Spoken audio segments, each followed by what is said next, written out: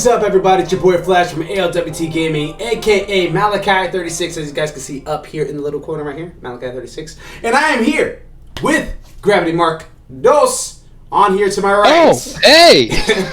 What is up, man? How are you? Pretty good. Oh man, with that little stunt, I feel like I'm on like a kid's show. Like, oh, hey, didn't see you there. A little sitcom. Yeah, just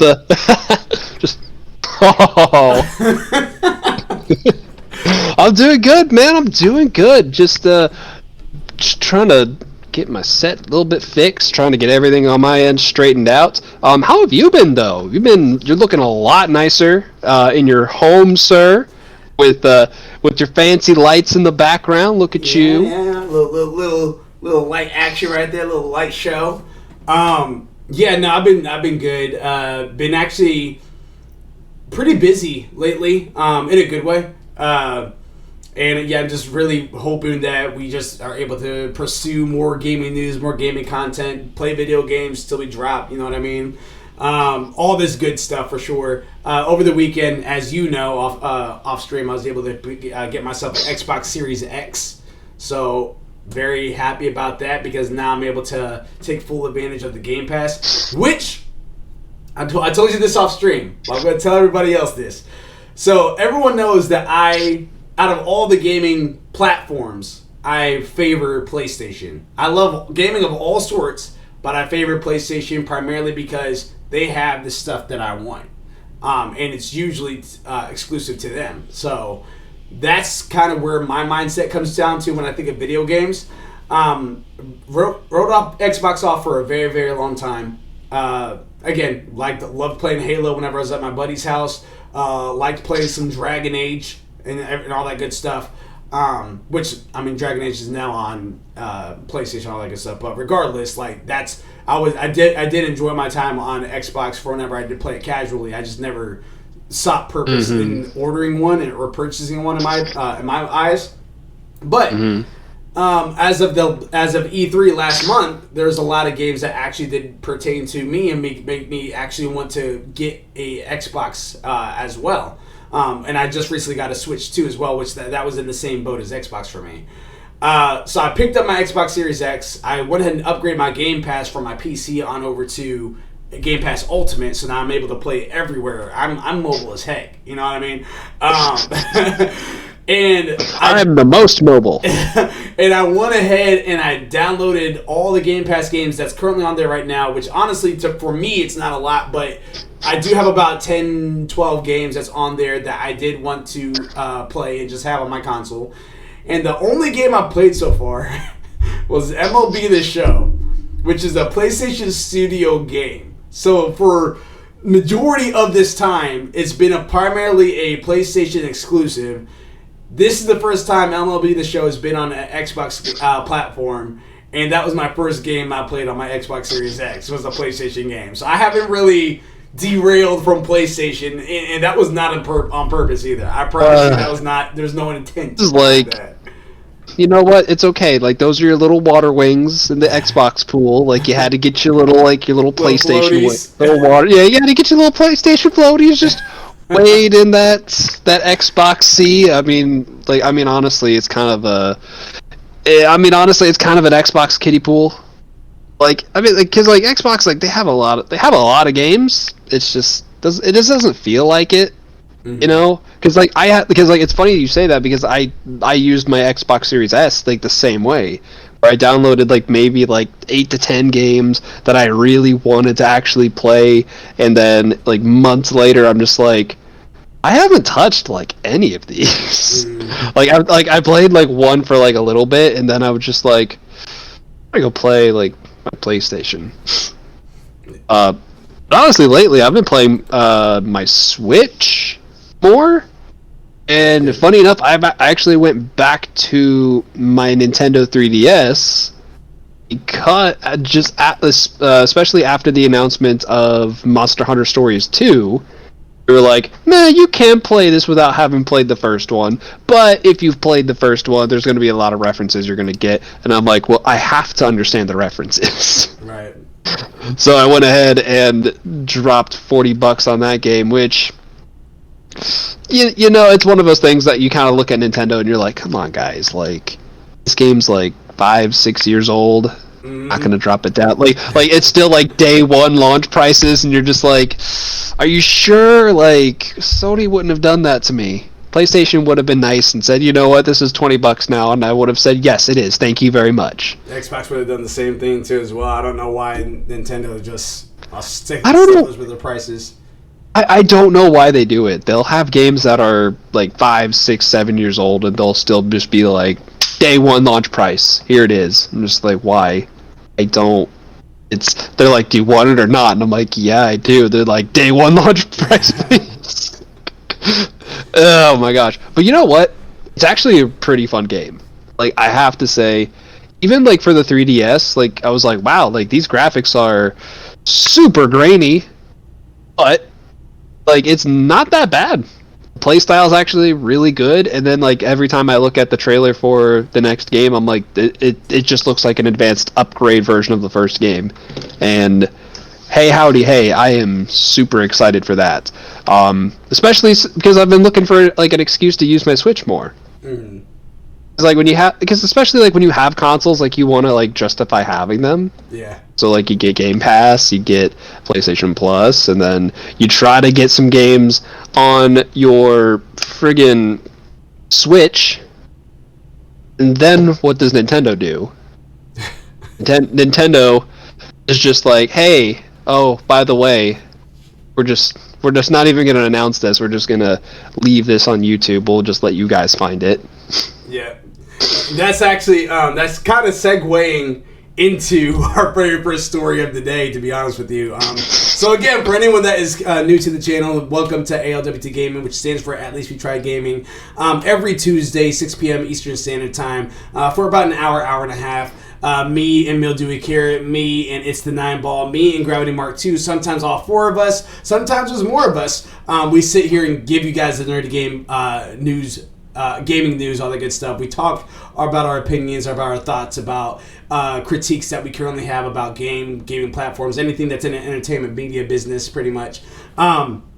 Of course, if you guys could check out our YouTube content, our Twitch content, just type in ALWT Gaming. If you go to Twitch, if you're watching this live right now, you guys are already there. But if you don't, or listen on Anchor or anything like that, it's www.twitch.tv/ALWT Gaming, where you guys can check out more of our loopy stuff. Every Thursday we do Smite Nights, 8 p.m. Eastern Standard Time, and then once a month we do a 9 to 5 segment, which literally is us playing a video game that we haven't played before or progressed far in at all, from 9 a.m. Eastern Standard Time until 5 p.m. with, of course, breaks, lunch between, all that good stuff.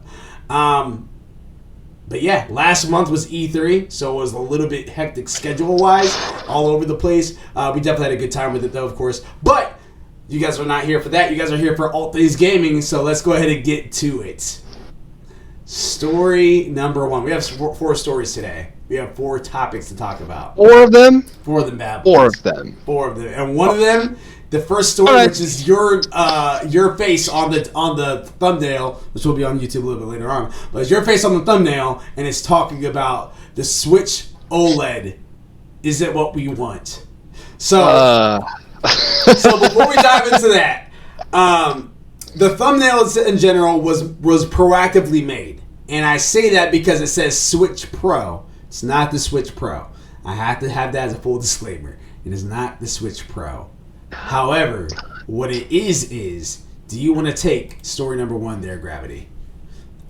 Oh, absolutely. Just give me a second here, because I'm super well prepared for this. See, this was, this whole thing is just really nuts, to be quite honest with you. I, like, as soon as I saw this, like, I had to immediately let you guys know. Yeah. Because it was like, oh, like, you know what, I'll let you know after this story. So, the Switch OLED, is it what we want? I don't know. Steve Watts from GameSpot, quote, after months of rumors, Nintendo has surprise announced a new Nintendo Switch model. The The Nintendo Switch OLED sports a 7-inch screen and a wider adjustable stand. It's coming on October 8th alongside Metroid Dread and will cost $350? What? Oh! The announcement notes it includes 64 gig of internal Come on, Nintendo, what do you... You know what? It's in those... You know what? It's in the expandable storage. I'm telling you. Hold on. I just put a pin in that one. 64 gigs of internal storage. Just sit with that for a second. Enhanced audio and a wired LAN port built into the dock. Aside from the HD support in the dock, the debut trailer makes no mention of performance improvements or 4K support, and the technical specs from Nintendo confirm it maxes out at 1080p in TV mode. It will come in the white and black finish with the white dock, which honestly it looks really slick, shown in the trailer, and a neon red and blue set with a black dock. All previous Joy-Con controllers will be compatible with the new unit. Prior to the announcement, reports widely suggested that the device would have a 7-inch OLED screen and a faster graphics element from NVIDIA, capable of outputting a 4K in docked mode. Nintendo confirmed to The Verge that this model, quote, does not have a new CPU or more RAM or previous Nintendo Switch models. You can check out the full technical specs below, which was below in that article. But speaking of, Willie, wow, my gosh, hold on a second. There's a lot to unpack here. So first of all, let me just throw this out there. Yeah. I stumbled upon the Japanese video, like directly from Nintendo. It was like, I think it had been at that time, like it was like 22 minutes since it had like been like posted. Mm-hmm. And so like I just looked at it and I'm like, oh, like is that someone's like mock-up where they're like, I made the Nintendo Switch better? And I was like, oh, that's kind of cool, let me look at it. I'm like, oh no, that's from Nintendo. And then as I watched it, I'm like, is this just like a new color? Is this just like when PlayStation was like, hey, look, we have new PlayStation 5 controllers for the PlayStation 5 you don't have? Mm-hmm. Like, I was wondering if it was just going to be one of those moments where it's like, look, the same thing in new colors. But as I kept watching more, I was like, oh, it has a bigger screen? Oh, no, this is a new model. This is a new model. Hold on. I have to tell everyone about this. Like the man just busting through his front doors. I have to tell someone about this. Everyone must know. But everyone must know about the 64 gigs of internal storage. What is this? This is ridiculous. Do you know what I had to do for my Switch recently? I had to buy a 128 gig micro SD for it, just to expand the storage. And you're telling me Nintendo can't put more than 64 gigs into that thing?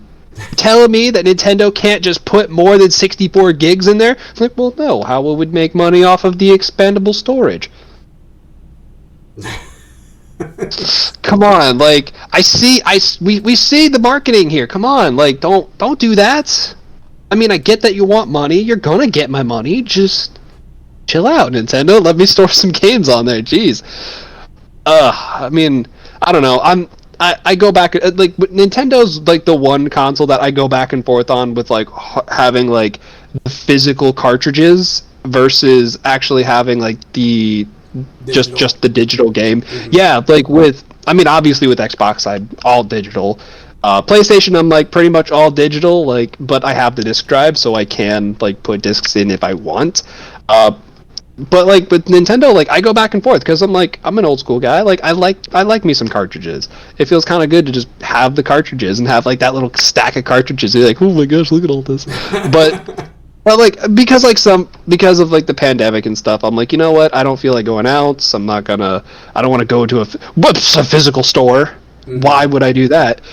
But I also ordered what was it? Link's Awakening. Yeah. Like as a physical copy, and it took me like, because I got it from I got it straight from GameStop. It took like a little over a week, maybe like a week and a half to get the physical like thing. And ultimately, I'm just like, you know what? if my delivery, if the person, like, if the people who had to get it from point A to point B didn't have to pee in a bottle or poop in a bag, I'm totally cool with that. Like, I'm totally cool with waiting. Although I will say I was like, like, I kind of want to at least have that storage, so that way, like, I don't have to wait on other games in the future. I can just download everything digitally, and then everything I do already own digitally, I can just download it straight to there and just have it on my console instead of having to play musical chairs with all my games. But $350, I don't know. I don't know if it justifies it. I mean, like, maybe. You know what? I don't know. What do you? I'm rambling over here. I have a little bit more to say, but I'm going to throw this back at you.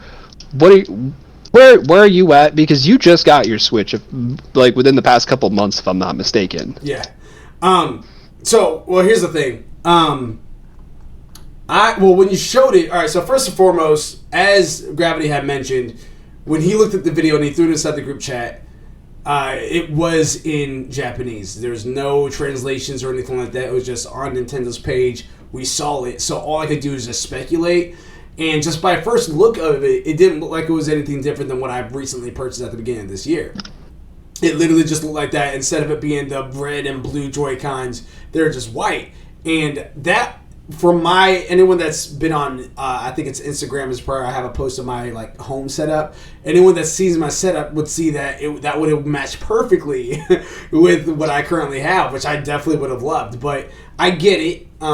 It's like it was being promoted as a new skin, pretty much. But when the video kept on going and they started, like, you started seeing numbers that you do recognize, because again, this is all in Japanese. I was like, all right. Is this the Switch Pro? And that made me kind of wonder, and we were actually speculating that before it actually dropped on Kind of Funny Games, before it dropped on IGN, before it dropped on Kotaku, all that stuff. We were kind of speculating ourselves, just offline, just kind of talking about what it possibly could be. And then it turns out to be it's not exactly what consumers, at least the people that have been closely paying attention, is not exactly what they were wanting. I don't think that the $350 price range is unjustified. I think that's okay. And I say that primarily because if you went out and just got a standard Switch right now, like the one I had, still $299 if you want a brand new one. So $50 more and you get one that is a little bit better and has the capability possibly to put out 4K input when it's docked. Like, why not? You know what I mean? Would I go out there and buy this one? Probably not.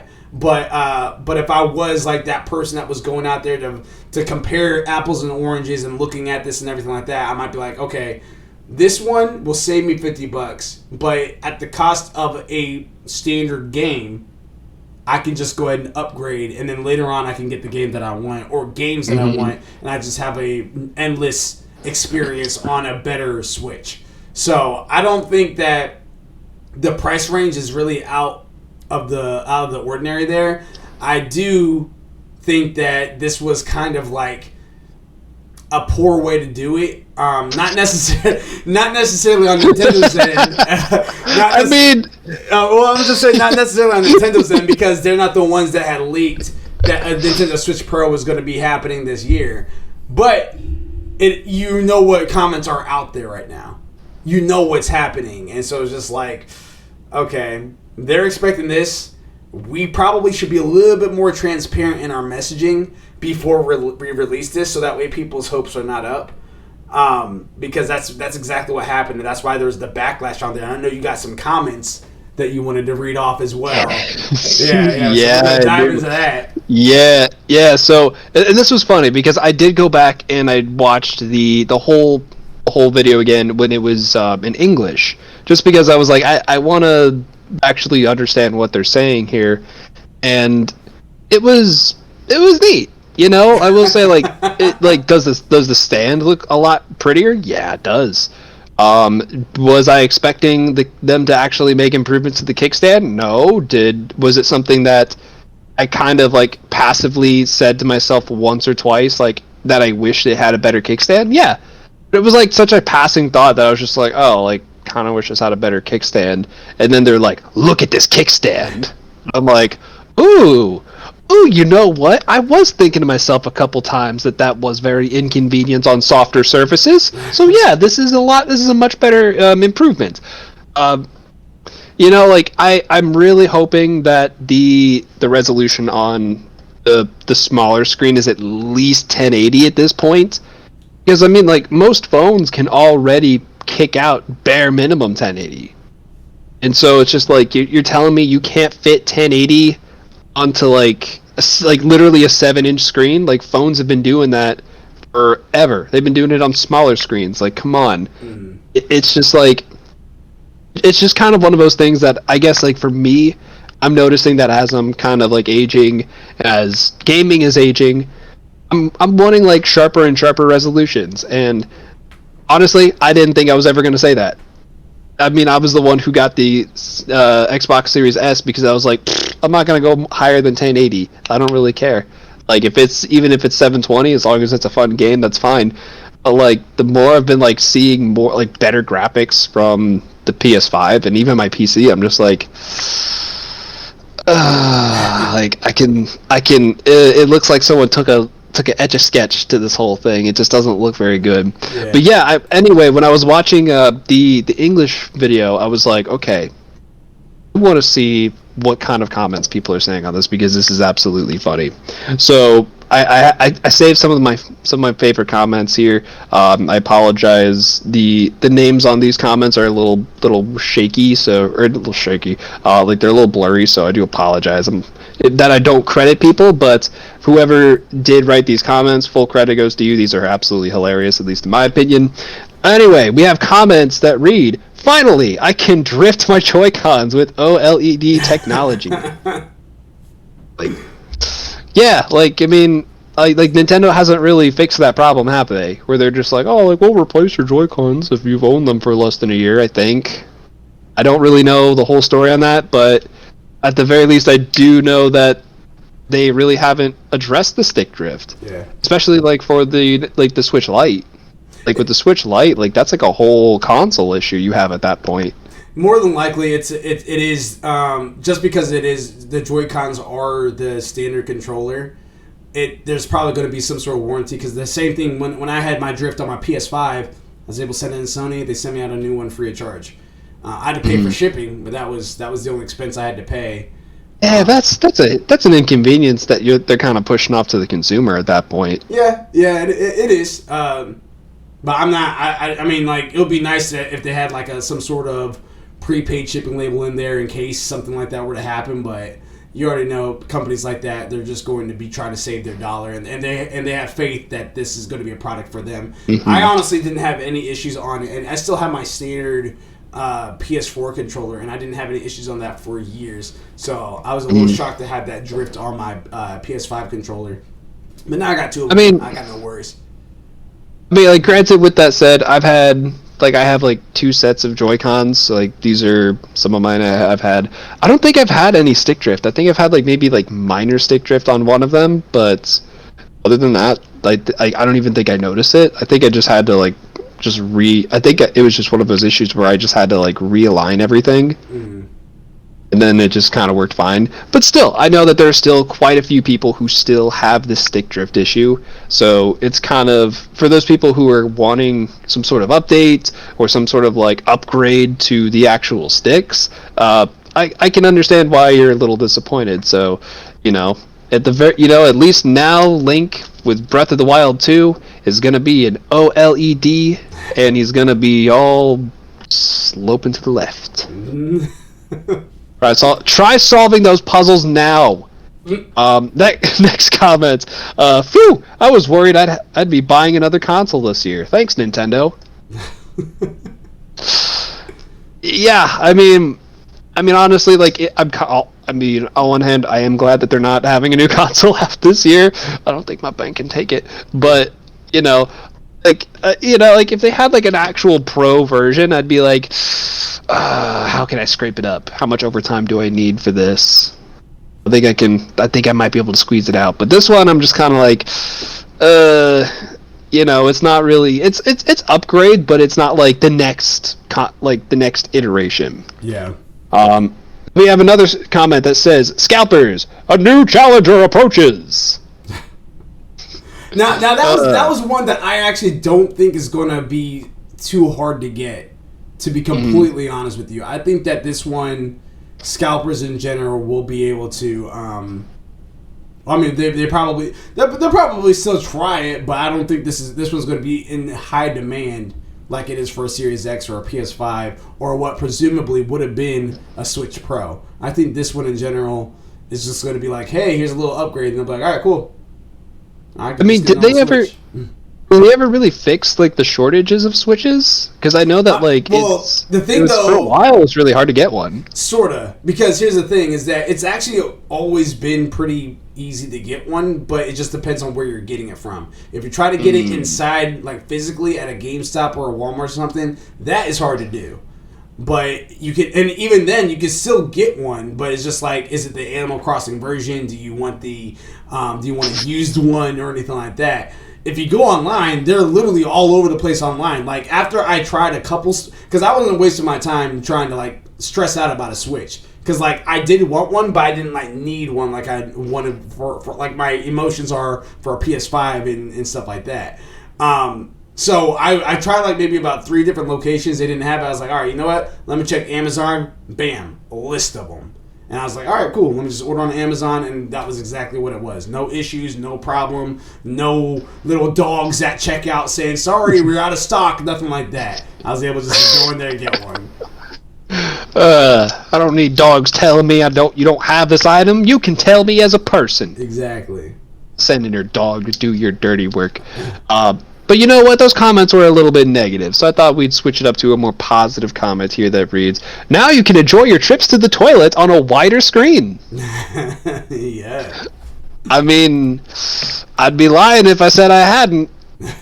You'd best believe I'm trying to keep that thing like as clean as possible. But still, yeah. I mean, I definitely am going to be enjoying that wider screen for sure. Another comment read, 2021, Nintendo discovers wired internet.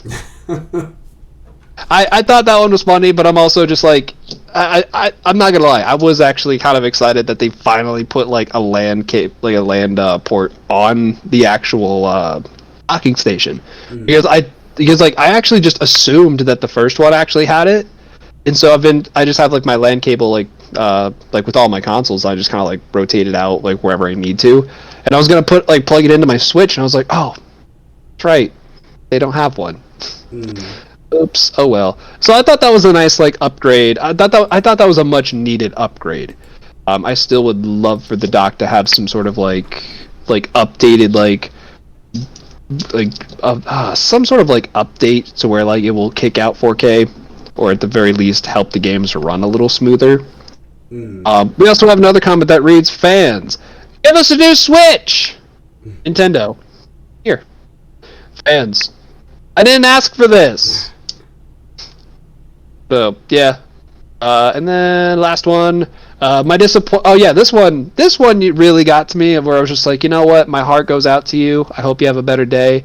Looks like I can make this one out. This was from Tim B. Said, quote, "My disappointment is immeasurable and my day is ruined." Tim, I'm sorry about your day. I hope you had a better day. Now I'm just picturing that guy just going through the rest of his day, just in the office, just ring-a-ling-a-ling-a-ling. "Hey Tim, did you catch the game last night?" "I did." Like, wow, like wasn't that such a great play? It was like, yeah, it was. What's the matter, Tim? It's nothing, Jim. I don't want to talk about it. I don't want to talk about it. Now, here's the thing, though, is that, like, and this is something that goes out for me, for you, for anybody that's, like, again, kind of paying attention closely to gaming news or media or anything like that. Anytime that leaks happen, it's not always going to be accurate. It's not always going to be true. You don't want to get your hopes up until the actual company or organization or developer confirms it on their social media pages, on their actual platform, like again, social media, but YouTube or Twitch, or inside of a blog post or something like that. You don't want to get your hypes up about that. I do my best to try to stay away from leaks as far as like searching for them. If it happens to be there on GameSpot and it's a big one, we're going to talk about it, obviously, for content and everything like that, and for discussion purposes. But ultimately, if you guys hear a leak, it's always going to be taken with a grain of salt. You can't put all your eggs in one basket, because then you might get something like this, which was shadow dropped. And I think that's part of the reason why it was shadow dropped, is because the leaks that came out there being like, hey, my grandpa works at Nintendo and he says we're going to get a Switch Pro really soon. You know what I mean? Like now that that's out there in the wild, now that that's out there in the open, if you thought they're promoting this new Nintendo Switch, it's going to look like that you kind of switched and baited the community. You know what I mean? But I think that was a couple of reasons why. I think one, because the leaks had came out and they were so highly anticipated. I think that's part of the reason why they shadow dropped it. But then two, I think the other reason why they shadow dropped it the way they did is because it literally is not really that much different than what's already out. It's upgraded graphics. Yeah, you know what I mean? It's not like it's not like the Wii going to Wii U. It's not like that. Like that was a drastic change. That's literally a whole new console. That's not what this is. This is just a, hey, we've been playing with this for X amount of years now. Here you go. If you want it, this is $50 more than the standard Switch. If you don't want it, then there it is. You know what I mean? Like, I think eventually... Yeah. And I think Gary Witt has said this on KFGD previously as well, but he believes that eventually the standard Switch is just going to get phased out. Like that, like the Switch that me and you have, eventually that's just going to be like, it's not going to be there. It's just going to be Switch Lite or the OLED model. And then eventually the Switch Pro when that comes out. Like during that time period when the Switch Pro comes out, that's probably when the standard Switch will get phased out completely. I would assume that like the next, like whatever console design that they come up with after this one, like whether it's that the Switch Pro or whatever the heck it is, I'm assuming that like what it's like it has to set itself apart in the sense that you have to be able to have a library of games ready to actually be exclusive on that console, because what they're kind of doing, and I mean pretty much every console has done this, but Nintendo's done this especially like with the Nintendo DS, especially with the Nintendo 3DS, where you have them where like you have like the original like Nintendo DS, and then you have like the Nintendo DS Lite that are basically like the Lite was the upgraded version of the OG DS, but they could play the exact games. There weren't any games that were exclusive to the DS Lite, and then same thing goes for the Nintendo 3DS, where you had 3DS games, then you had like the 3DS XL. Like, were there games that could only be played exclusively on the like 3DS XL? No, like they were exactly the same. Now they did eventually have like the new Nintendo 3DS, which I think they did have games exclusively for that, but I think that was just because it had like an extra Joy-Con on it, but whatever. Point is, it's kind of one of those situations where we have just like another DS situation where it's like, oh cool, well like if your DS already works, like do you need the new one? You know? Like do you need the shiny new thing that costs $350? Well, like I will say that, because to your point, you brought something out there which I have heard before, and I think if Nintendo has been doing that, because this is me first time in a very, very long time getting inside the Nintendo game as far as me owning a Nintendo system. If they have a thing to where the next Switch that comes out is a Switch Pro, and there's going to be games exclusively for the Switch Pro, it's the dumbest thing I've ever heard in my life. And I say that because PlayStation 4 has a PlayStation 4 Pro. There's not a single game that is a PS4 Pro exclusive. You know why? It's because it's the same console. It's just upgraded to where it might have more power, might have 4K resolution, stuff like that. But it doesn't. It's not a whole different. It's not a PS5.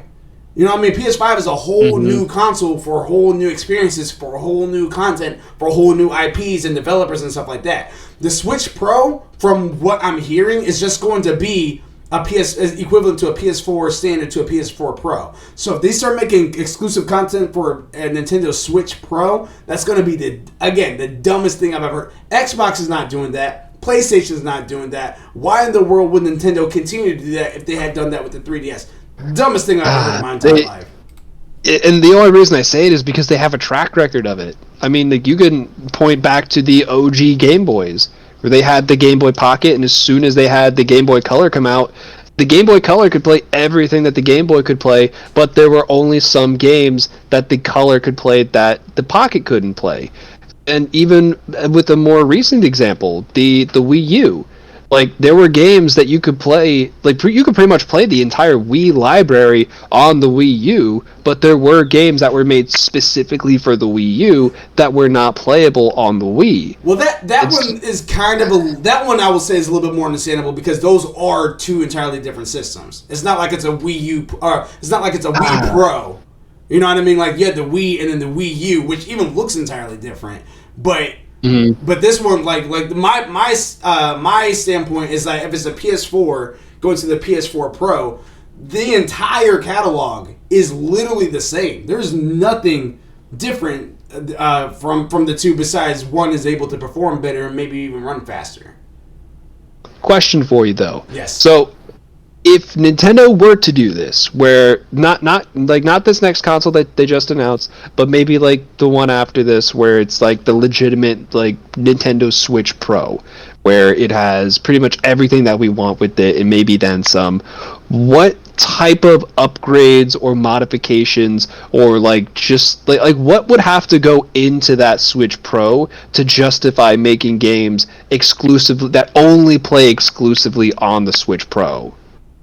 So if they're doing that, they need to make sure that this is like the next gen thing. Like, it can't just be like a, hey, play your Switch game. Like, you can't be promoting previous games on this platform and then only have 5 games be just for a Switch Pro exclusive.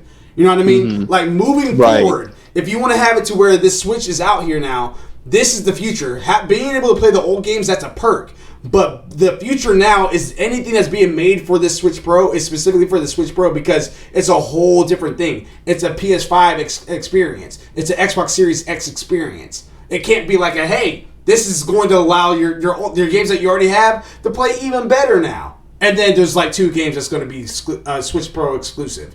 That can't happen. If you're going to do it to where it's like exclusive for that console, almost every game now moving forward has to keep a mindset that's going to be exclusive for a Switch Pro now, because now it's no longer, it's not really truly a Switch Pro, it's a Switch 2. That's what it is. Yeah, and honestly, like, as I say that, like, I guess I wouldn't necessarily be too surprised if they did that, but ultimately, I guess I would be.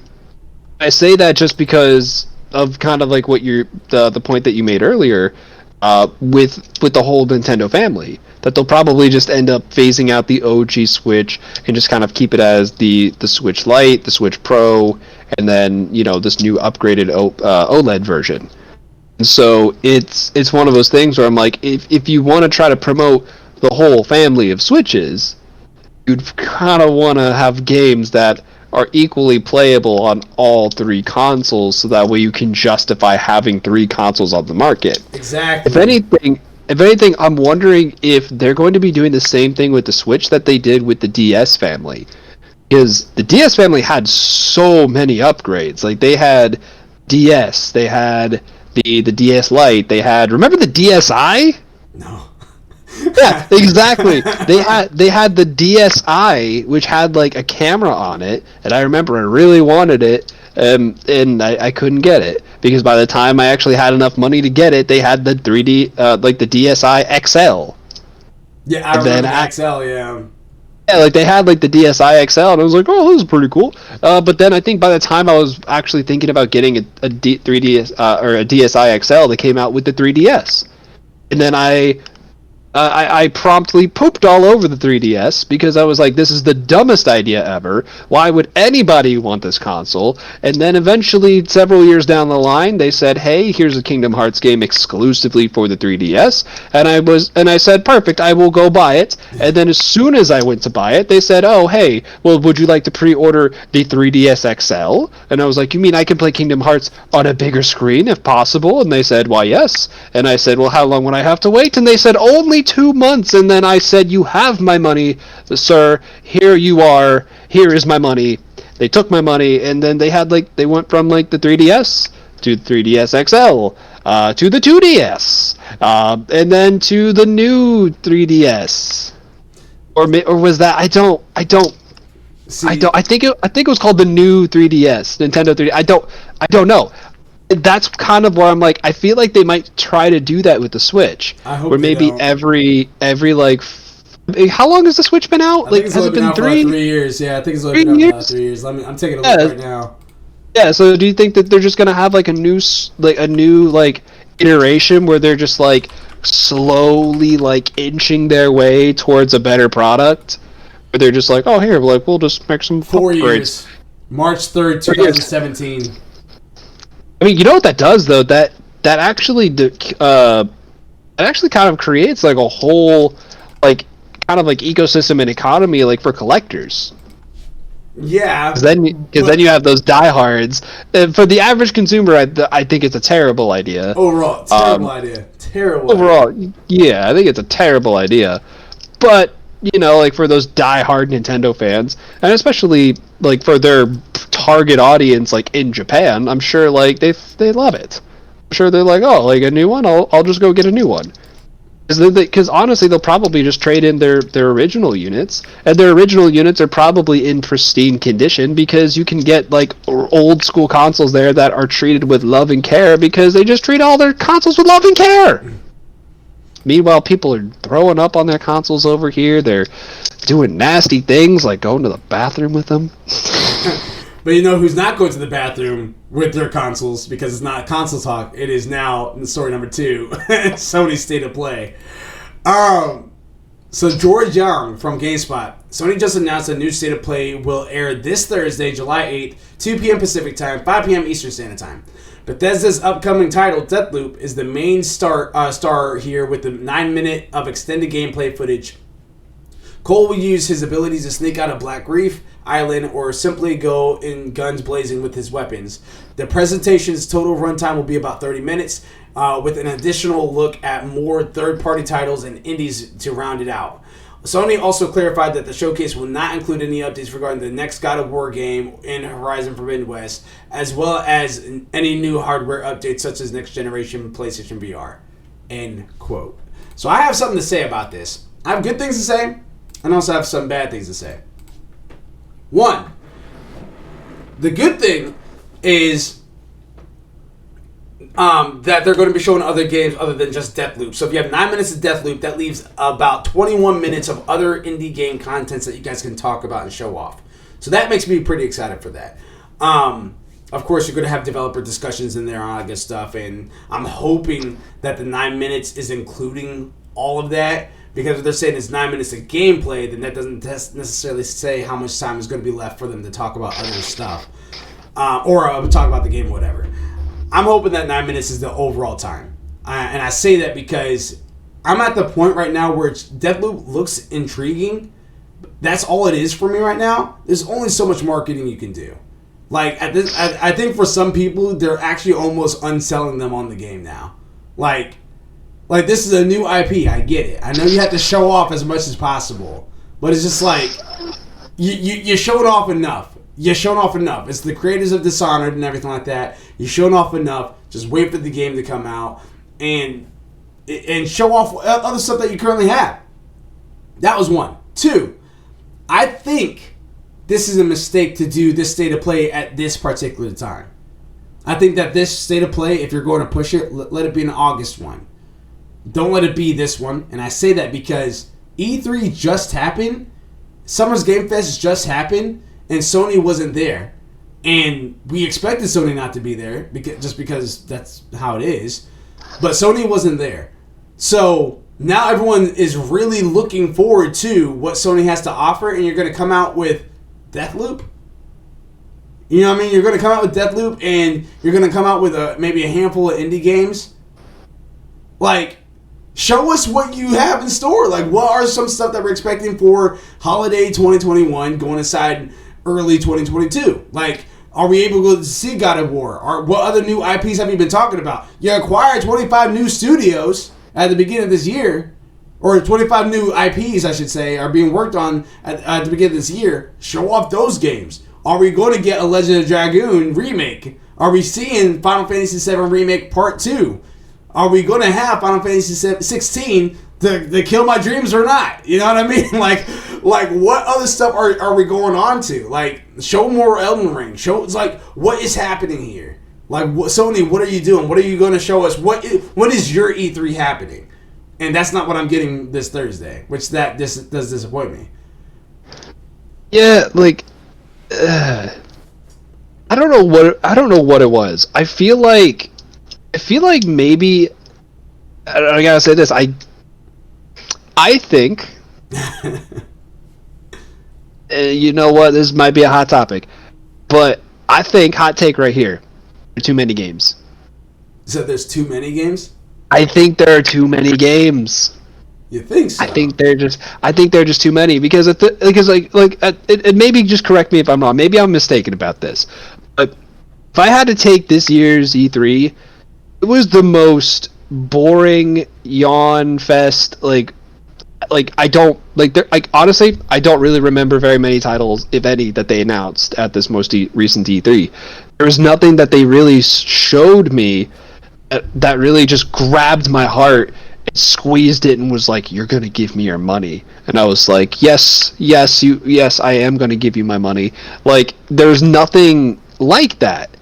Like, because I mean, like, what was it? Was it last year's E3 or was it the year before where they had I think it was like 2 or 3 years ago where they had Kingdom Hearts 3.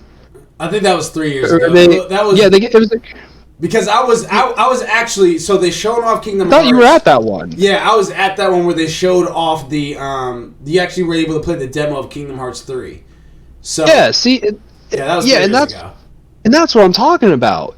Like if you look at like E3s like that, or like E3s like at the very least like from like maybe 10 or so years ago, like E3s were the heavyweights. That was your time to show off everything that you had, to be like, "Oh yeah, like, you want to see what we're working on? Boom, here's what we're working on." Boom. Like, it was to show off, E3 was to show off all of the really big, great, shiny projects and like even new consoles that you had planned. But now everyone's just too stuck up for it, and they're just like, "I'm just gonna have my own state of play." and then it's just like, okay, cool. Like, you're gonna give us your own state of play, and what do you have? Deathloop. Like, come on. Like Deathloop. What, they showed that off like 2 years ago? Yeah. Like, I was excited for Deathloop, and granted, I'm pretty sure the production of it got delayed because of COVID and everything, and that sucks. So this definitely doesn't, like, this blame definitely doesn't go towards the developers or the team or anybody working on it, because again, like, developing the game is really hard, and I don't know the first thing about it, and the last thing that I would want to do is like put any of this on them. But it's just like, you guys announced this game like a while ago. I was excited for it a while ago. Like, my hype for it is all the way down here now, because I'm just like, oh yeah, that game that I was kind of interested in 2 years ago, like, how many other game trailers have I seen since then? How many other games have I played since then? Like, if you really want to keep people's attention for that long, it's got to be a big title. It's got to be a big franchise. It's got to be a Final Fantasy. It's got to be like a Ratchet and Clank. It's got to be a God of War. It has to be something. It's got to be a Halo. Like, it has to be something big to actually get people's attention and keep their attention for that long. And I'm sorry, like, Deathloop still looks like a really good game. It's just like, I feel cheated. As a consumer, I feel cheated. Where, like, E3s used to be like the big event. Like, I made sure to block off a week of my time, like, during E3, to make sure that I could watch it all, so that way I could catch every single moment, so that way when they're like, "Oh yeah, by the way, here's this other really big game we're working on," it's like, it was back in the day, like, where you actually, like, saw it on TV and had to call your friend right away and be like, "Dude, did you see that?" Yeah. It's like, "Yeah, I saw it." It's like, "I'm watching it right now," and you're like, "Oh my god, can you believe that they just announced this?" Yes, and I'm holding my phone like this, because phones were shaped like this. Now, I will say, though, that this, because here's the caveat of everything, is that last year's E3 didn't happen for a good reason. The year before that, It did happen. I didn't pay too much attention about it until I heard that they were going to show off Final Fantasy VII Remake and they were going to have demos there. That my whole purpose of me going to E3s before, my first E3 is 2018, and I was planning on going to E3 every single year until they announced Final Fantasy VII Remake. After that, it would have been up in the air if I was going to go to any more E3s moving forward or anything like that. When I heard that Sony was not, for the first time ever, was not going to be at the 2019 E3, I was like, well, they're not going to be there, and this is a PlayStation exclusive. Chances are they're not going to show it. I'm not going to go. They showed it because Square Enix was still there. That hurt my feelings, but they did show it, and it looked amazing. It looked great. I was really excited for that. Was like the last good E3 that they had last year. It was, again, there was no E3. Summer's Game Fest was all over the place. Then there's the summer games to play, and like there's too much programs. I don't think there's too many games, but I think there's too many programs to where they're showing a lot of the same stuff. And even they were even overlapping, and you didn't know fully what was going on. It was a little bit more structured this year, as far as, again, still being in a pandemic situation. But again, it was still a lot kind of the same stuff. And I don't think necessarily that there's too many games, because you can have games and then you have something that will come out in 2 years. You have something that comes out next week. You have something that comes out at the end of the year and stuff like that. So I don't think there's necessarily too many games, but I do think that the timeline needs to be a little bit more condensed. Don't have it be a 2.5, 3 week thing, because that is a lot of information. You sleep on it, you forget what you saw the day before. You know what I mean? That's kind of where I'm at with that. My issue with right now, what's going on with Sony specifically, is that you had if you take each event and dissect it, some of them were bad, some of them were really good. Xbox had an hour and they showed you 30 games. Bethesda had, I think, about an hour as well, and they showed you what they were working on. Like, the next one in line that was after that, like, Gearbox was not really that great. It was short, but it really wasn't that great. Coach Media had a little something. 24 Entertainment only showed Naraka Blade Point. So, like, there's, like, there was no consistency as far as, like, the timeline typically as you would have it on a standard E3 back in 2019 and earlier. So, with that being said, taking that inside of consideration, after Nintendo went, after Xbox One, after E3 and Summer Game Fest, now all eyes are where? They're on Sony. So what are we expecting for an hour and a half to 2 hours long? What are we expecting to see? They didn't give us that. They gave us 30 minutes of a game that we already know quite a bit about, and a handful of indies on top of that.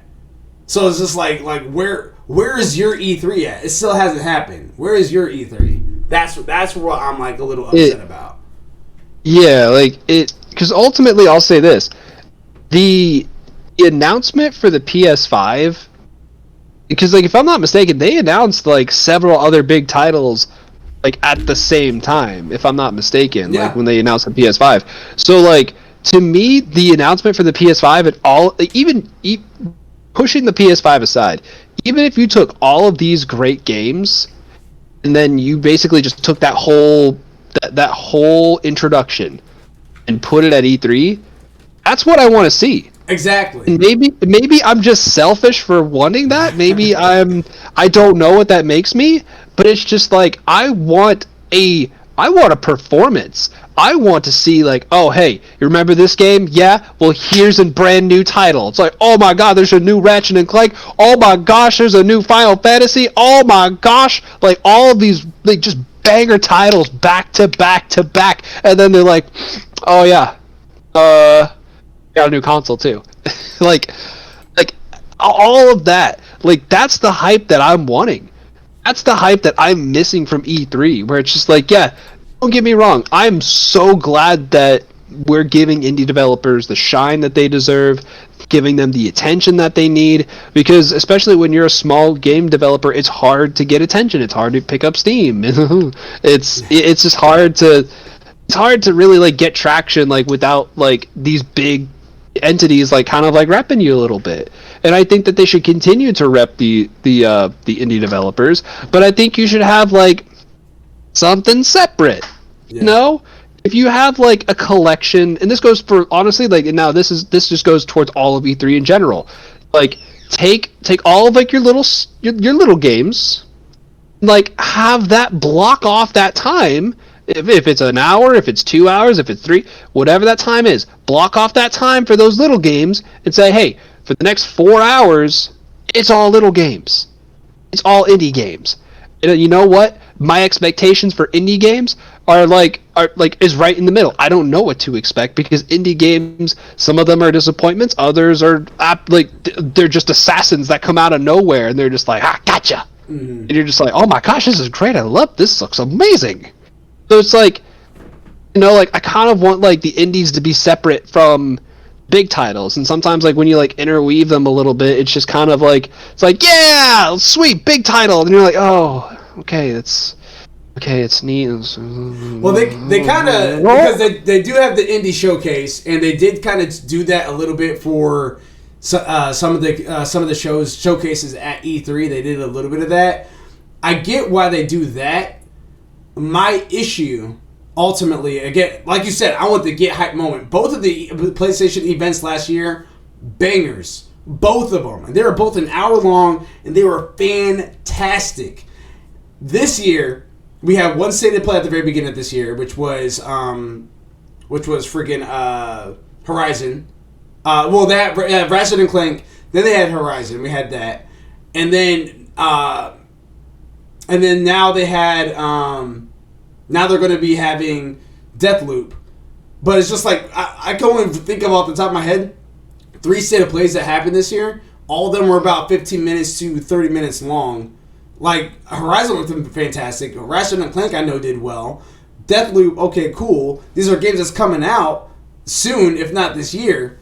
And it's just like okay, we know we're going to get that. Where's your hype moments? Where are those big moments going to be at? And that's what I was looking for. That's what I was wanting.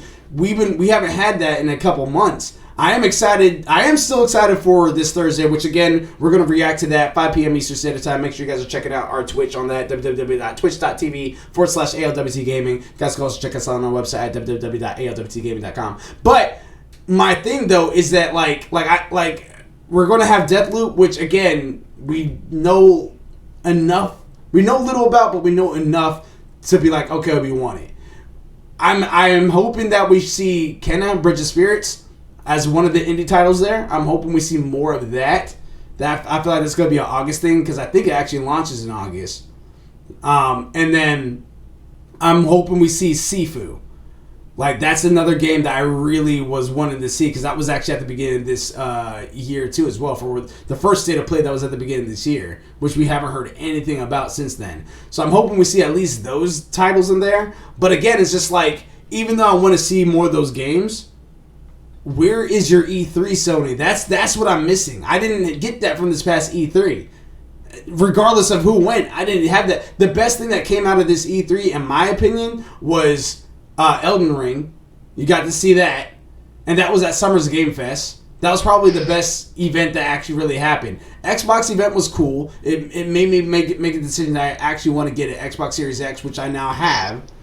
That was cool. But as far as everything that I really wanted, the best thing I would say was the opening night live for Summer's Game Fest. That was the best showcase I could see. And even that was not like hyped to the point where I'm like, yo, I can't wait to get a next gen console. I can't wait to act, whatever the case is. Like, there was no get hype factors for me really at all outside of that. And that's why I was looking for this Thursday to be, and it's just not it. So as you can tell, not exactly a happy camper, but I will still be reacting. I'm still love Sony. Can't wait to see what they have in store, but not a happy camper. And I know that we've talked about this extensively on All Things Gaming many times.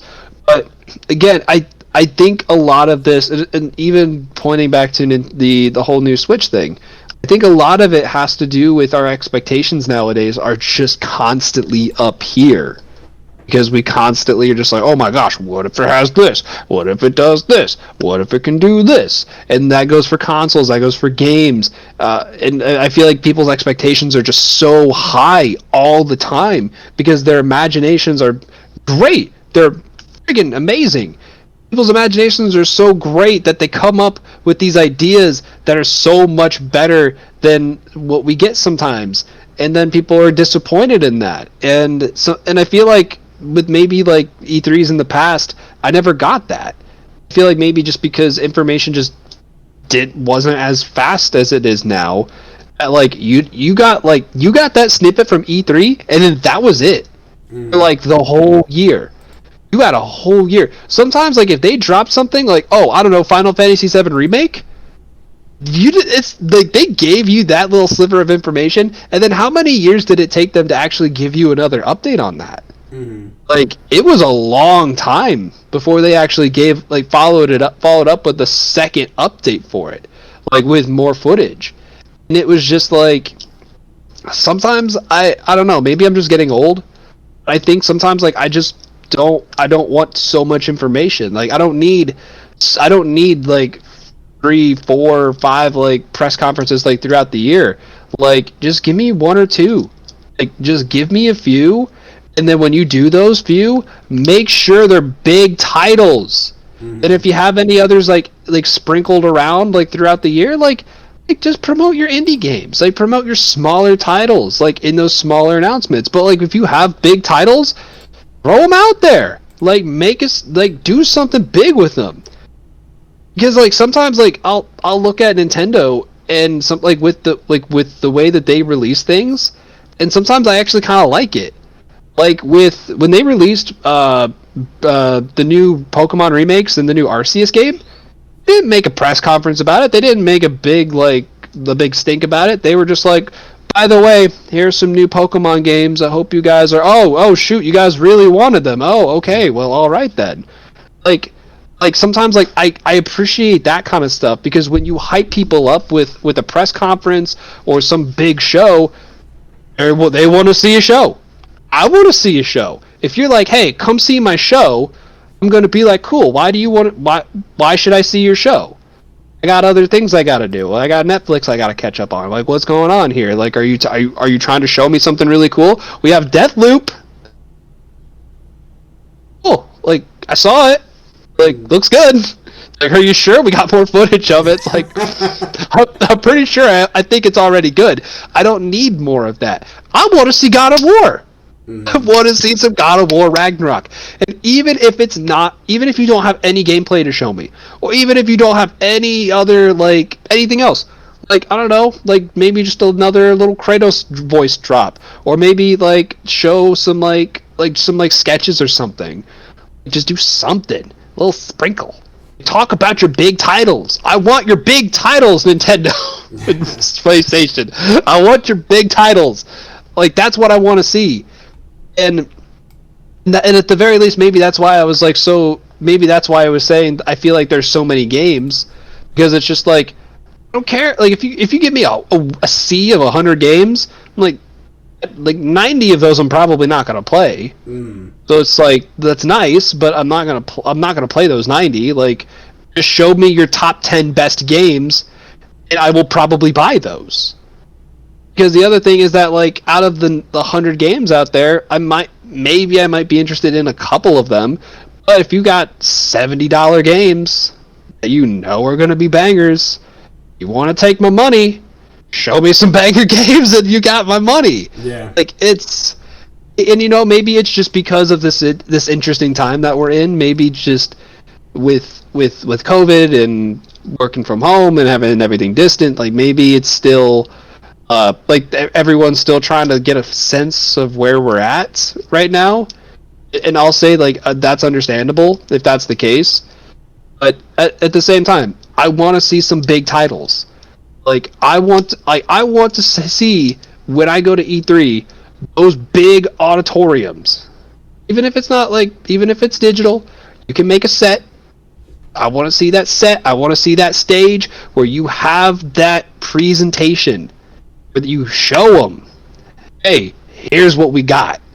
Be like, yeah, I go to where the games are. The games are over with them, so I'm going to go with them. Yeah.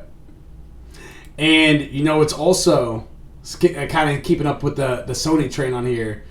So we're number 3. We have Sony's having more director cuts. I've been seeing this a lot more lately.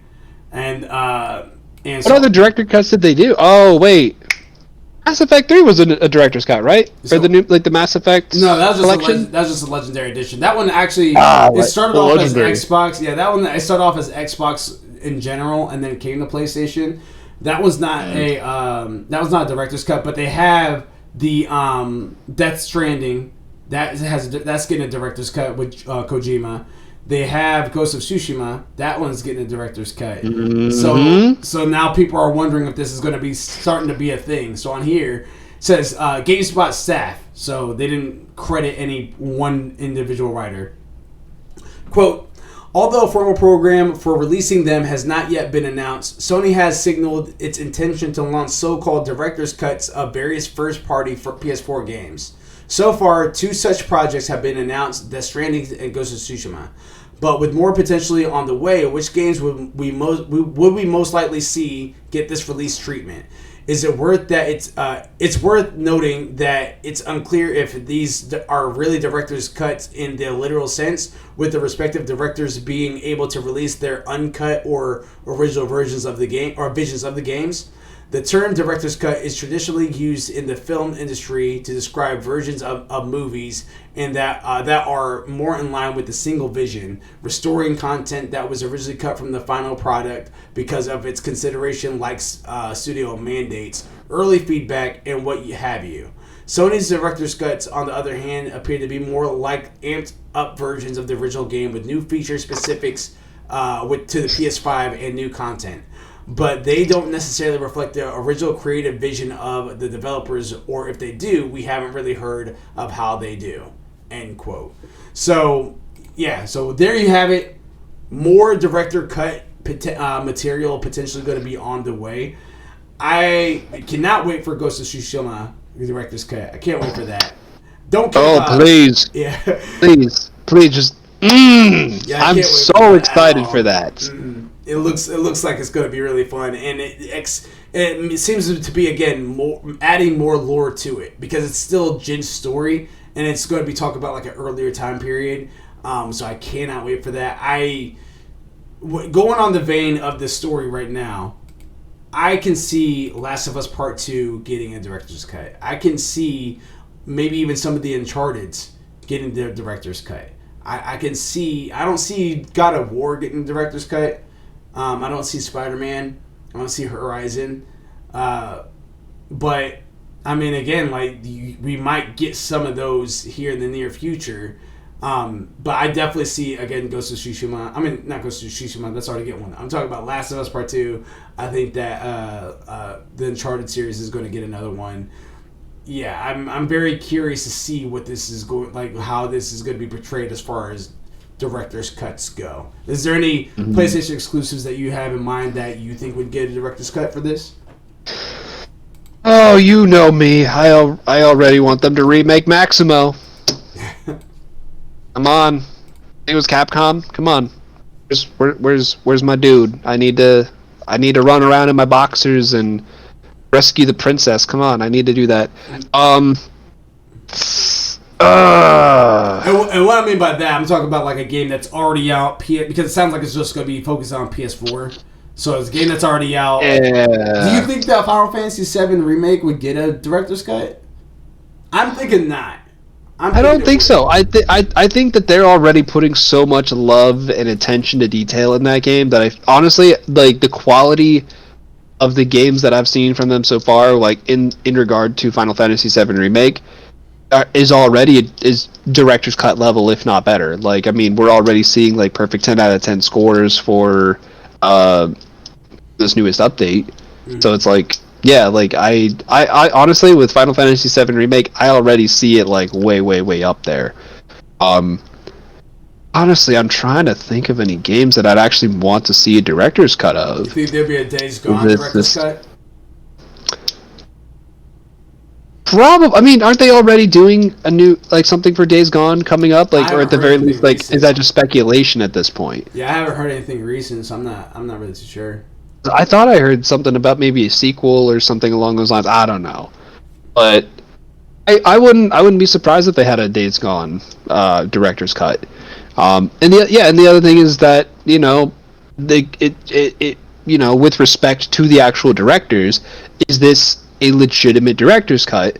Because when I think director's cut, like I think same level as like the Snyder cut. I'm thinking maybe not to that extent, but I'm thinking big here. Like if you want to give me a director's cut, maybe there's like elements of the story that they had to cut for time, but when you actually put those elements in there, you're like, oh wow, this is a much more rounded story. And honestly, in regards to that, there aren't too many games that I feel like maybe they just missed parts of the story. I mean, there are plenty of games that have it, that have that, obviously, but I mean, honestly, like if I had to think about it, like Kingdom Hearts 3, that'd be kind of nice. But at the same time, they also had the update, like the DLC for that kind of I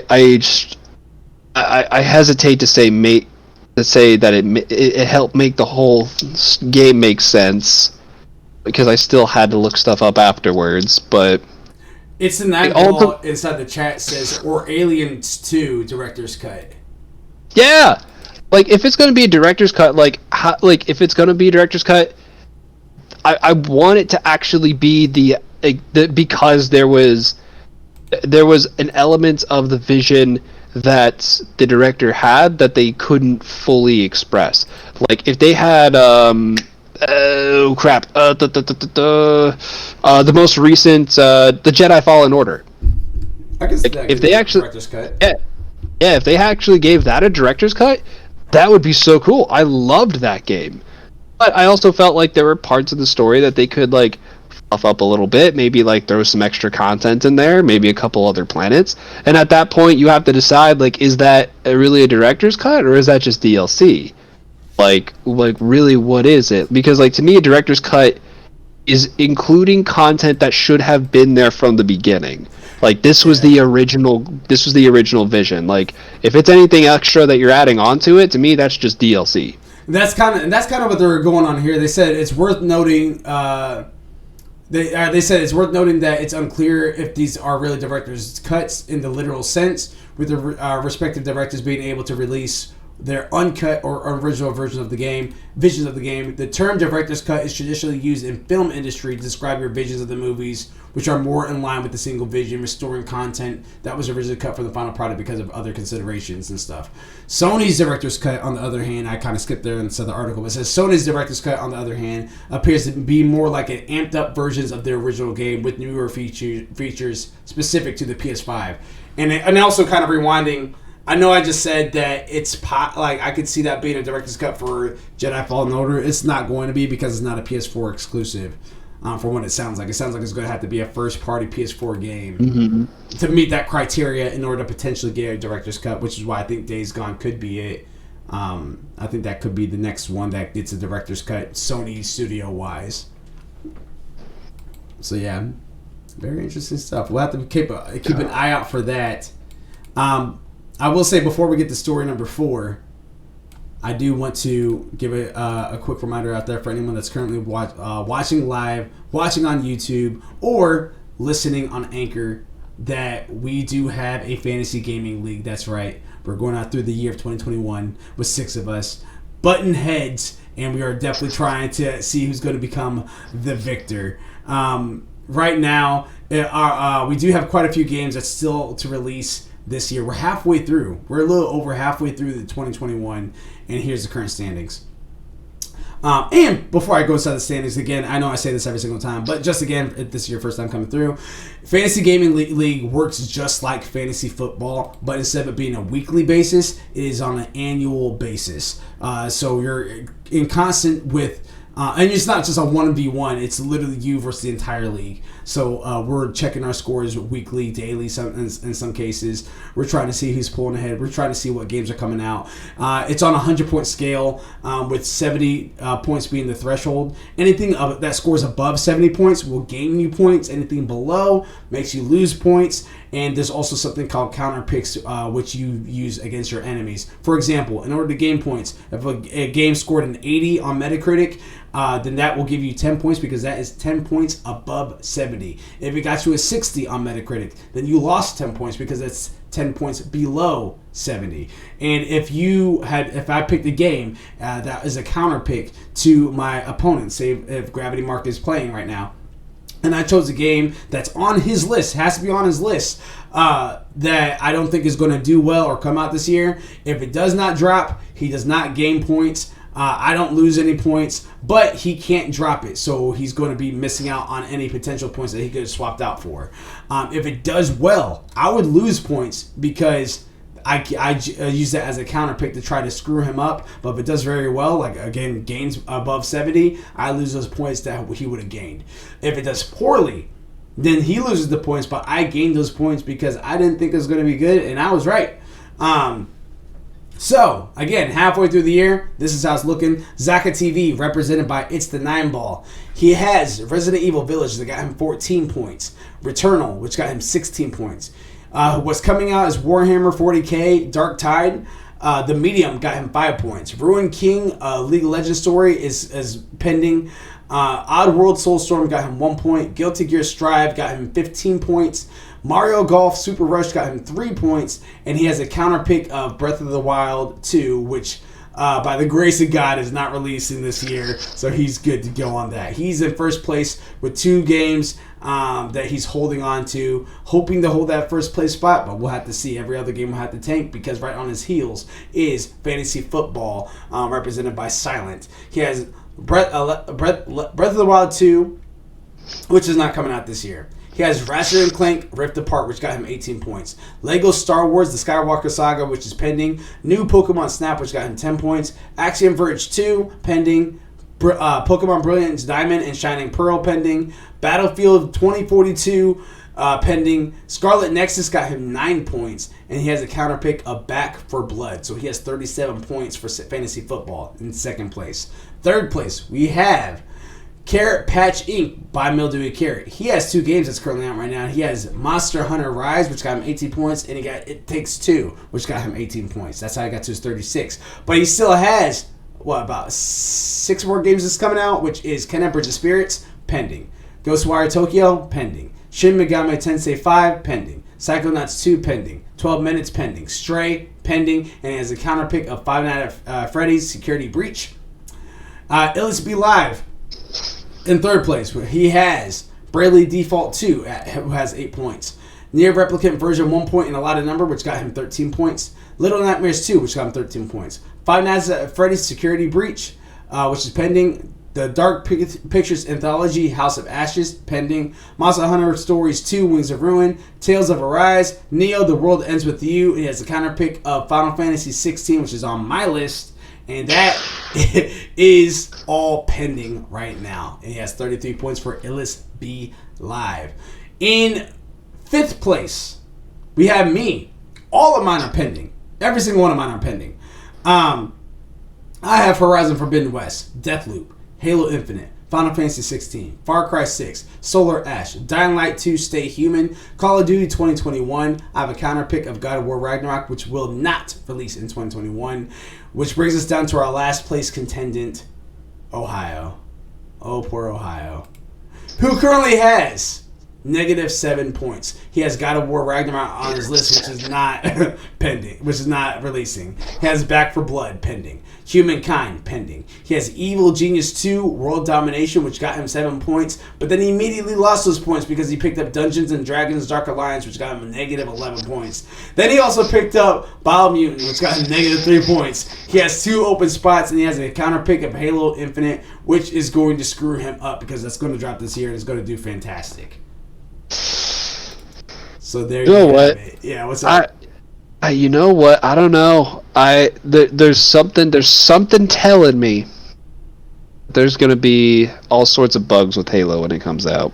Oh, definitely. This is definitely gonna be bugs. I mean, not like a couple. I feel like it's gonna there's just something telling me, something in my heart, in my soul, telling me that something is gonna screw up Halo, and I'm sure the reviews are gonna fix it and it's gonna be fine.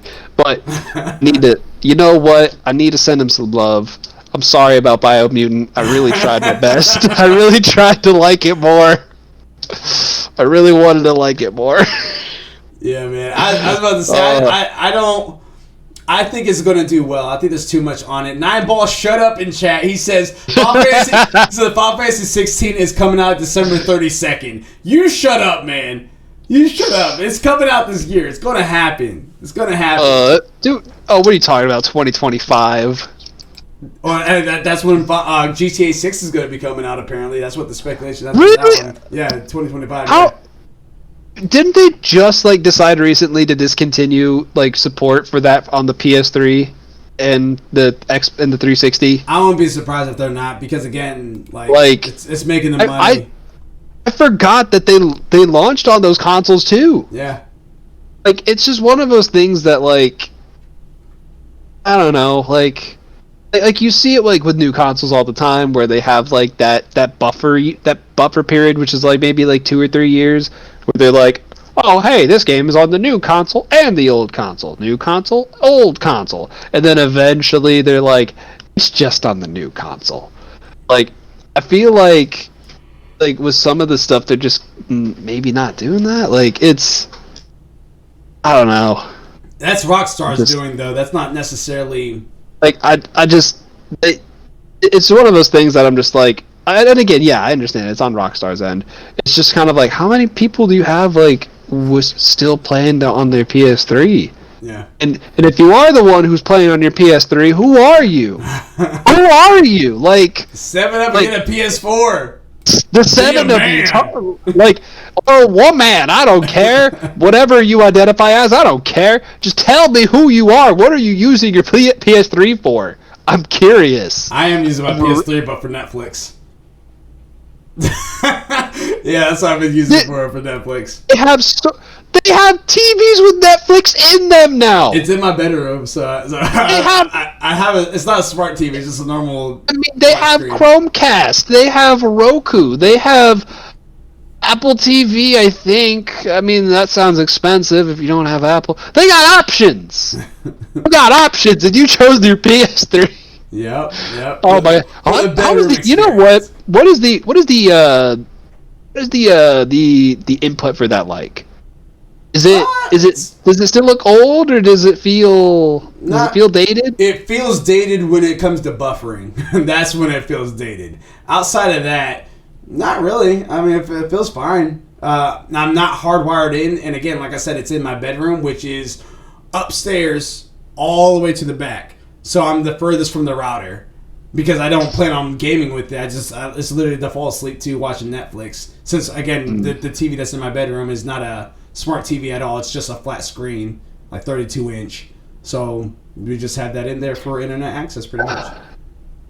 You know what? I want to make a YouTube documentary on all of the people who were upset that they can't play GTA 5 online on their PS3 anymore. I just want to get them in the room and just blur out their face, have the distorted voice. I mean, I was really enjoying playing it. Now I can't. 9Ball says... Now I gotta upgrade my console. 9Ball says he needs it for Skyrim, because that's been in the same boat too as well. You know what? Skyrim just needs to get Fus Rodad. It's... How many redos can we do? I know, right? How many? I mean, definitely. And I know we've talked about this before, but I know the modding community can really extend the shelf life of a game, but I didn't think it was gonna expand it for Minecraft levels of time. Yeah.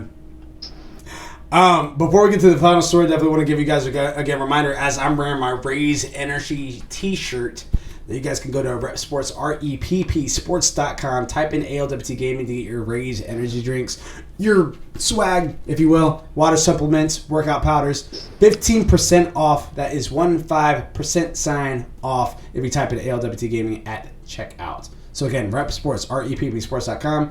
Get your Raise Energy, where you guys can get your guava mango. You guys can get your Baja lime or your Baja Blast, whatever it is called. There's sour gummy worms, all sorts of good stuff. ALWT Gaming, 15% off at checkout, our REPPsports.com. Final story, which is a story that I'm actually a game that I'm probably going to jump to after this stream. Final Fantasy 16 still stands, or Final Fantasy 14 still stands running strong. And actually, and this is actually in here too as well. There's a reason why it had boosted pretty high on Steam over the weekend.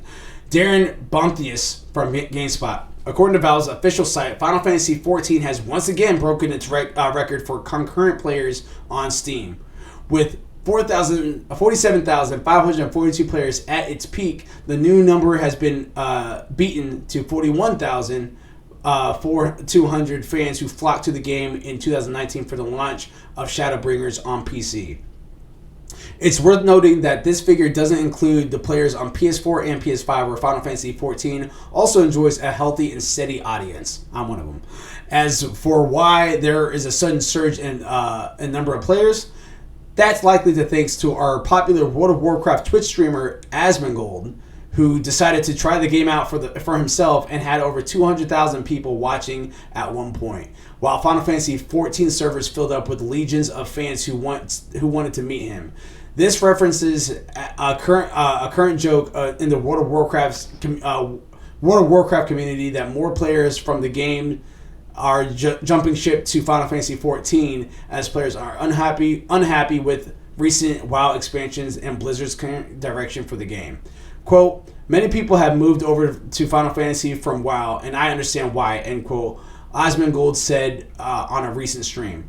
Quote, the truth is that WoW's best release in the past 5 years has been a release that came out about 15 years ago, end quote, Asmongold says, referring to Blizzard's release of WoW Classic. For longtime fans of Final Fantasy XIV, there's a lot to look forward to in the near future for Square Enix MMORPG. The game's latest expansion, Endwalker, is due for release in November and brings with it new melee DPS class called the Reaper, as well as a male Vieta and female Hrothgar races being integrated into the game.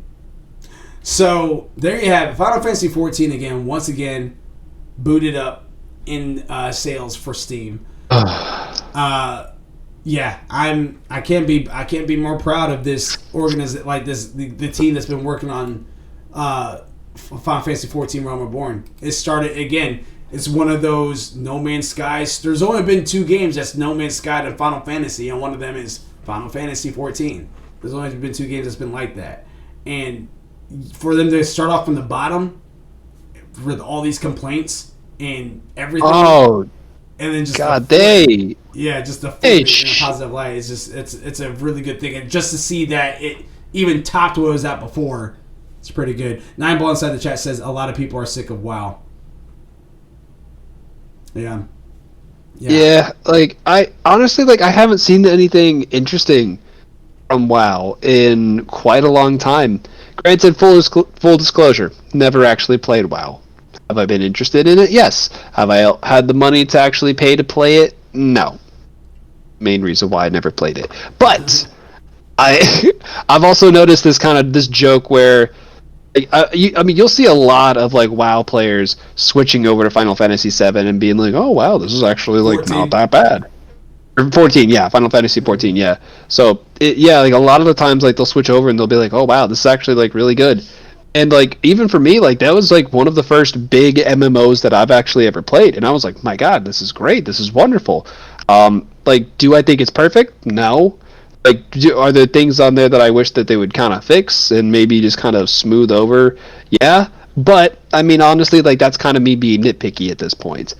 At the very least for me, I'm really glad that it still has this huge player base, because at the very least that tells me that as soon as I actually get to a point where I can actually jump back into the game, I have a whole community full of people that I can jump back to.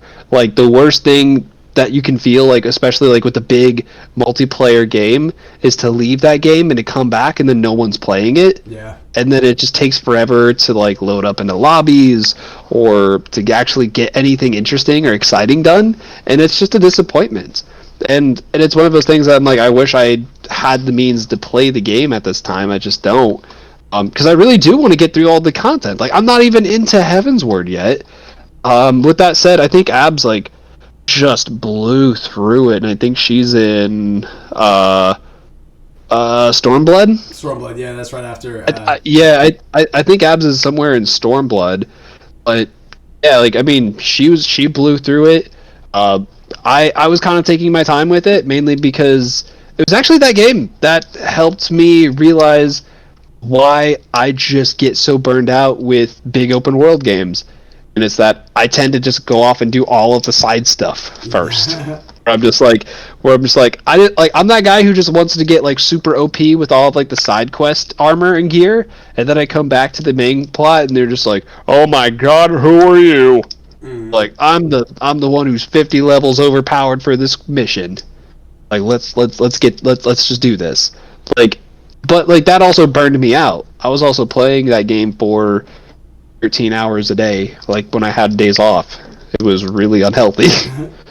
But it's really good to hear that like there's such and now it's an even bigger community where you have more players that are jumping into it, because it is ultimately like a really great game. And the fact that they keep like adding this many expansions to it, this much story and lore and love that they're putting into the series, like it's so great just to know that I'm like, dude, that's a huge game I get to come back to. It's a whole huge community I get to come back to. Like, and it's nice to know that. Now, am I excited? Am I thrilled to have more DPS? No.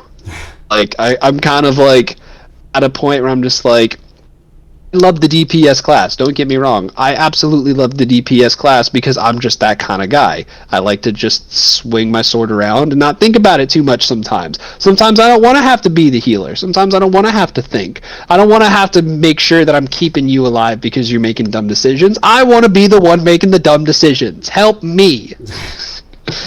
But I think, like, if anything, I'm just kind of like, I think I just, if I had to give one penny, because I don't even know how much my penny is worth at this point, but like if anything, like I would want them to kind of fix up the queuing for missions, because there are parts of the story that I really love, but those parts of the missions are still locked behind multiplayer features where it kind of forces you into these multiplayer features where you have to play with other people. It's like, well, what time of the day am I going to be playing? Are there going to be people that are playing?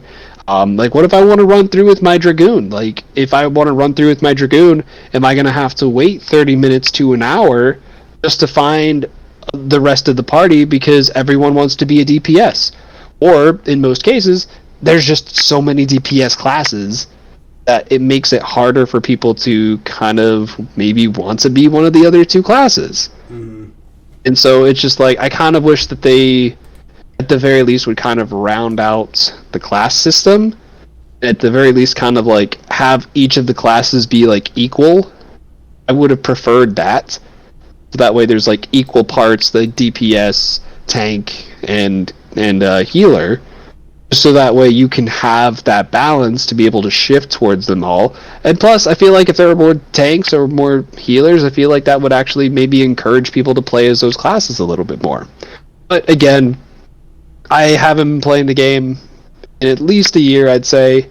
So take my word for what it's worth. Grain of salt, grain of sand, whatever. But that's just my opinion. But ultimately, I will say this is really good news, and I'm really glad that there's still such a big community to it. Yeah, because I do plan on going back. I just need the means, and then I will get back in there. Oh.